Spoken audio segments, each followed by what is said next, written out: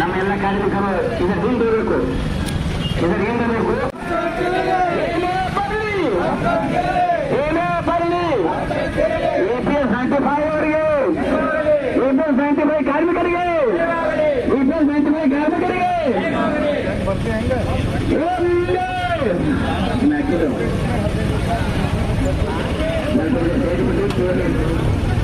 ಅಂತಂದ್ರೆ ಅವರು ಇವರು ಅನ್ನೋದು ಏನೂ ಇಲ್ಲ ಇಲ್ಲ. ಎಲ್ಲ ಸಂಘ ಸಂಸ್ಥೆಗಳು ಒಂದೇ ನಂಬರ್. ಇದು ಇದ್ರಾಗ ಎಲ್ಲ KSRTC ಇರ್ಬೋದು, BND ಇರ್ಬೋದು, ಅಲ್ಎಂಎನ್ ಇರ್ಬೋದು, ಸರ್ಕಾರೇತರ ಸಂಸ್ಥೆಗಳು ಎಷ್ಟು ಬರ್ತಾವೆ ನೂರಾರು ಇಂಥವು 2 ಲಕ್ಷ ಜನ ಇದ್ದಾರೆ ಆಲ್ ಓವರ್ ಇಂಡಿಯಾದಾಗ. ಅದಕ್ಕೆ ನಾವು ಎಲ್ಲರೂ ಬಿಜಾಪುರದವರು 78 ಲಕ್ಷ ಜನ ಅದರ ತೋಡ್ರಿ ನಮ್ಮ ಕಡೆ ಸರ್ ಹೇಳಿದ್ರು. ಅದಕ್ಕೆ ನಾವು ಪಕ್ಷಾತೀತವಾಗಿ ಹೋರಾಡಾಯ್ತು. ಯಾವುದೋ ಪಕ್ಷ ಸಂಘಟನೆ ಏನೂ ಇಲ್ಲ. ನಮ್ಮ ಹೋರಾಟ ತನಕ ನಾವು ಇದೇ ನಮ್ಮಲ್ಲಿ ಕಂಟಿನ್ಯೂ ಮಾಡ್ತೇವೆ. ಎಲ್ಲಿಯವರೆಗೆ ಹೋರಾಟ, ಎಲ್ಲಿಯವರೆಗೆ ಹೋರಾಟ, ಎಲ್ಲಿಯವರೆಗೆ ಹೋರಾಟ, ಎಲ್ಲಿಯವರೆಗೆ ಹೋರಾಟ.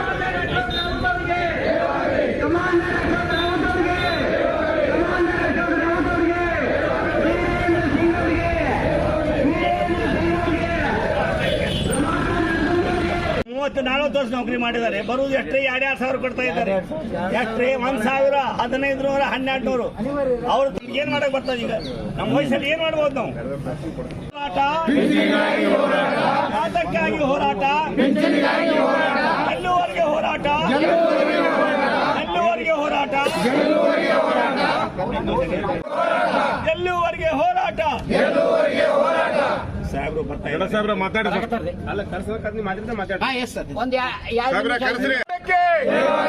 EPS 95 ಹೋರಾಟಕ್ಕೆ ಇರ್ಬೋದು, ಬಾಗಲಕೋಟೆ ಇರ್ಬೋದು, ಬೆಳಗಾವಿ ಜಿಲ್ಲಾ ಇರ್ಬೋದು. ಏನ ಇವತ್ತ ನಮ್ಮ ಬಿಜಾಪುರದ ಸುಮಾರು ನೂರಾರು ಸಂಘ ಸಂಸ್ಥೆಗಳ ಎಲ್ಲಾ ಸಂಸ್ಥೆಗಳಿಂದ ಬಂದಾರ ಇವತ್ತಿನ ದಿವಸ. ಯಾರು BND ಅವ್ರು ಇರ್ಬೋದು, ಖಾದಿ ಗ್ರಾಮೋದ್ಯೋಗ ಇರ್ಬೋದು, PLD ಬ್ಯಾಂಕ್ ಇರ್ಬೋದು, ಎಲ್ಲ ಸೊಸೈಟಿಯಿಂದ ಬಂದಾರ. ಎಲ್ಲಾ ಹಳ್ಳಿಗಳಿಂದ ಎಲ್ಲರೂ ಬಂದಿರಿ.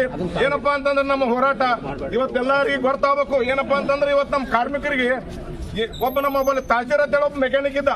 ಅವ್ನ ಪೆನ್ಷನ್ ಏಟ್ ಬರ್ತದ ನಾ ಕೇಳಿದೆ. 200 ರೂಪಾಯಿ ಬರ್ತದ್ರಿ ಗೌಡ್ರ ಅಂತ ಹೇಳ್ದ.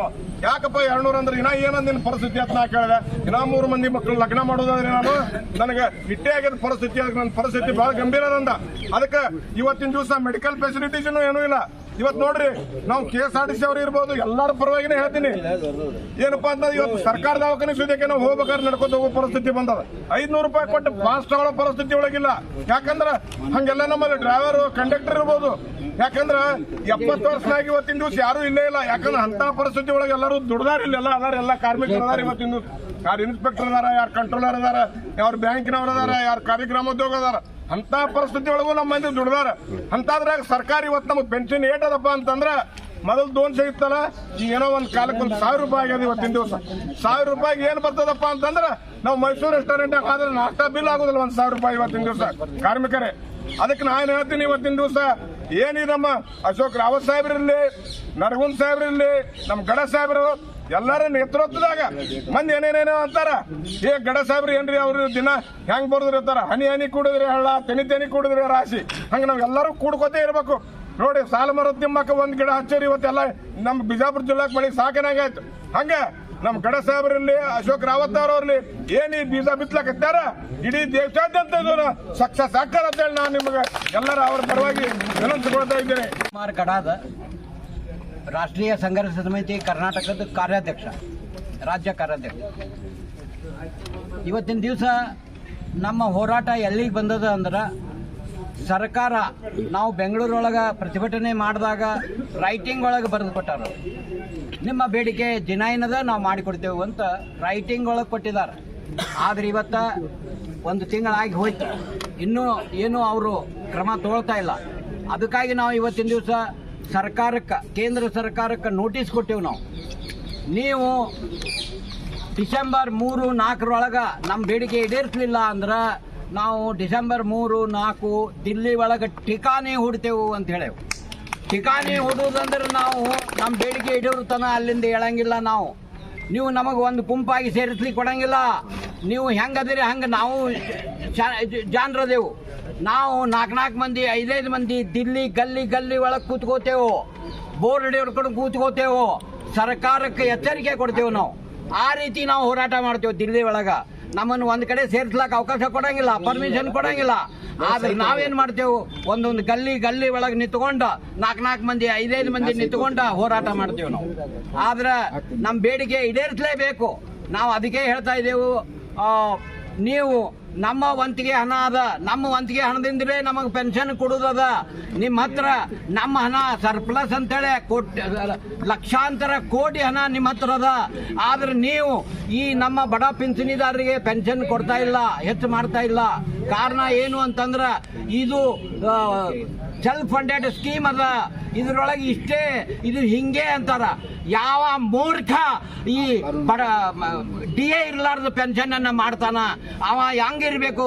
ಸರ್ಕಾರ ಸಂವಿಧಾನ ಅಂತ ಹೇಳ್ತೈತಿ, ಹೆಂಗ್ ಹೇಳ್ತಿರ್ಬೇಕು? ಇದನ್ನೆಲ್ಲ ನಾವು ಎಲ್ಲರೂ ವಿಚಾರ ಮಾಡ್ಬೇಕು ಜನ. ಇವತ್ತಿನ ದಿವಸ ರಾಜಕಾರಣಿಗಳಿಗೆ ಪಿಂಚಣಿ ಅದ, ಲಕ್ಷ ಹಣ ಪಿಂಚಣಿ ಅದ. ಅವ್ರಿಗೆ ಒಂದ್ಸಲ MLA ಒಂದೇ ತಿಂಗಳಿದ್ರೆ ಆಯ್ತು ಅವ್ರಿಗೆ ಪೆನ್ಷನ್ 50,000. 2ನೇ ಸಲ MLA ಆಗ್ತಾರ, ಮತ್ತೆ 50,000 ಪೆನ್ಷನ್. 3ನೇ ಸಲ ಆಗ್ತಾರ, 7 8 ಸಲ ಆಗ್ತಾರ. ನಮ್ಮ ಜಿಗಜಿನಿಗೆ ಸಾಹೇಬರಿಗೆ 7 ಲಕ್ಷ ಪೆನ್ಷನ್ ಅದ ಅಂತ ಸ್ವತಃ ಅವರೇ ಹೇಳ್ಯಾರ. ನೋಡ್ರಿ ನಾವೇನ್ ಮಾಡ್ತೇವೆ ಅಂತ ಹೇಳ್ರಿ, ರಾಜಕಾರಣಿಗಳು ಏನ್ ಆಗ್ತಾ ಇದಾರ ಅಂತಾಳೆ ನೋಡ್ರಿ. ಸರ್ಕಾರ ಇವತ್ತಿನ ದಿವಸ ನಮಗೆಲ್ಲರಿಗೂ ರೈತ ದೇಶದ ಬೆನ್ನೆಲುಬು ಅಂತಾರ, ಕಾರ್ಮಿಕ ದೇಶ ಕಟ್ಟುವವ ಅಂತಾರ. ಈ ರಾಜಕಾರಣಿಗಳು ನಾವು ಸಮಾಜ ಸೇವೆ ಮಾಡ್ತೇವೆ ಅಂತಾರ. ನೋಡ್ರಿ ಯಾರಿಗೆ ಬೆಲೆ ಅದ ನೋಡ್ರಿ. ರೈತರು ಮೊನ್ನೆ ಕಬ್ಬಿನ ಹೋರಾಟ ಮಾಡಿದ್ರು, ಅವರಿಗೆ ಬೆಲೆ ಹೆಚ್ಚಿಸಬೇಕಾದ್ರೆ ಯಾರು ಇರಬೇಕು ಅಂತಂದ್ರ ಸರ್ಕಾರಿ ಸಕ್ಕರೆ ಕಾರ್ಖಾನೆ ಮಾಲೀಕರು ರಾಜಕಾರಣಿಗಳೇ ಅದಾರ. ಅವ್ರ ಕೈವಾಡದಿಂದ ಅದು 3,200 3,300 ಆಗಿದೆ ಇವತ್ತಿನ ದಿವಸ. ಅದೇ ರೀತಿ ನಮ್ಮ ಪೆನ್ಷನ್ದೊಳಗೂ ನಮ್ಮ ಪೆನ್ಷನ್ ಹಣ ಸರ್ಪ್ಲಸ್ ಇದ್ದಂತ ಹಣ ಬೇರೆ ಬೇರೆ ಯೋಜನೆಗಳಿಗೆ ಬಳಕೆ ಮಾಡ್ಕೋತಾರ ಸರ್ಕಾರ. ಆದ್ರೆ ನಮಗ ಇವತ್ತಿನ ದಿವಸ 1,000-2,000 ಪಿಂಚಣಿ ಒಳಗ ಜೀವನ ಮಾಡ್ಲಿಕ್ಕೆ ಬಿಟ್ಟಾರ. ಇವತ್ತಿನ ದಿವಸ ವೃದ್ಧರಿಗೆ ಅನ್ಯಾಯ ಮಾಡ್ತಾ ಇದ್ದಾರೆ. ನಾವು ಹೋರಾಟ ಮಾಡ್ತಾ 10 ವರ್ಷ ಆಯ್ತು ಇವತ್ತಿನ ದಿವಸ. ಅಂದ್ರೆ ನಾವು 60, 10, 70 ವರ್ಷ ದಾಟ್ತಾ ಇದ್ದೇವೆ ಎಲ್ಲರೂ. ಅಂದ್ರೆ ನಮಗ ಸತ್ತ ಮೇಲೆ ಪೆನ್ಷನ್ ಹೆಚ್ಚು ಮಾಡ್ತಾರೋ ಏನೋ ಗೊತ್ತಾಗ್ತಾ ಇಲ್ಲ ಇವ್ರದ್ದು. ಅದ್ರ ಸಲುವಾಗಿ ನಾನು ಎಚ್ಚರಿಕೆ ಕೊಡ್ತಾ ಇದ್ದೀನಿ, ವೃದ್ಧರಿಗೆ ಅನ್ಯಾಯ ಮಾಡಿದ್ರ ಈ ರಾಜಕಾರಣಿಗಳಿಗೆ ಉಳಿಗಾಲವಿಲ್ಲ ಅಂತ ಹೇಳಿ ನಾನು ಹೇಳ್ತೀನಿ. ನೋಡ್ರಿ ನಮ್ಮ ದೇಶದ ಪ್ರಧಾನಿನೇ ನಮ್ಮನ್ನೆಲ್ಲ ಮುನ್ನಡೆಸೋರು. ಆ ದೇಶದ ಪ್ರಧಾನಿ ನಮಗ 2 ಸಲ ಮಾತು ಕೊಟ್ಟಾರ, ನಿಮ್ ಕೇಸ್ ಡಿನೈನ್ ಅದ, ನಾ ಕೂಡಲೇ ನಿಮ್ ಪೆನ್ಷನ್ ಹೆಚ್ಚು ಮಾಡಿಸ್ತೀನಿ ಅಂತ. 2.5 ವರ್ಷ ಆಗಿ ಹೋಯ್ತು, ಇವತ್ತಿನ ತನ ಪ್ರಧಾನಿ ಅವರು ಮುಂದಾಗ್ತಾ ಇಲ್ಲ. ಏನ್ ಹೇಳ್ತಾರ ಅಂದ್ರ, ನಮ್ಮ EPF ದವರಿಗೆ ನಾವು ಹೇಳಿದೆವು, ಕಾರ್ಮಿಕ ಮಂತ್ರಿಯವರಿಗೆ ನಾವು ಜವಾಬ್ದಾರಿ ಕೊಟ್ಟಿದ್ದೆವು, ಮಾಡ್ತಾರ ಅಂತ ಹೇಳ್ತಾರ. EPF ದವರು ಕಾರ್ಮಿಕ ಮಂತ್ರಾಲಯ, ಹಣಕಾಸು ಮಂತ್ರಾಲಯ ಇವರಲ್ಲೇನೆ ಇದು ಜಗಳಾಟ ನಡೆದದ. ಯಾರೂ ಒಂದು ನಿರ್ಧಾರಕ್ಕೆ ಬರ್ತಾ ಇಲ್ಲ, ನಮ್ಮ ಪೆನ್ಷನ್ ಹೆಚ್ಚಾಗ್ತಾ ಇಲ್ಲ. ಇದಕ್ಕೆ ನಾನು ಈ ಸರ್ಕಾರಗಳಿಗೆ, ಈ ರಾಜಕಾರಣಿಗಳಿಗೆ ಧಿಕ್ಕಾರ ಹೇಳ್ತೇನೆ. ಧಿಕ್ಕಾರ ಧಿಕ್ಕಾರ ಧಿಕ್ಕಾರ ಧಿಕ್ಕಾರ ಧಿಕ್ಕಾರ. ಈಗ ನೋಡ್ರಿ, ಕುತಂತ್ರ EPS ಅಧಿಕಾರಿಗಳಿಗೆ EPS ಅಧಿಕಾರಿಗಳಿಗೆ ಈಗ ನೋಡ್ರಿ, EPS 95 ಯೋಜನೆಯನ್ನ ಜಾರಿಗೆ ತಂದವರು ನಾವು ಬರೀ ಏಜೆಂಟ್ ಸರ್ಕಾರಕ್ಕೆ ಅಂತ ಹೇಳ್ತಾರ.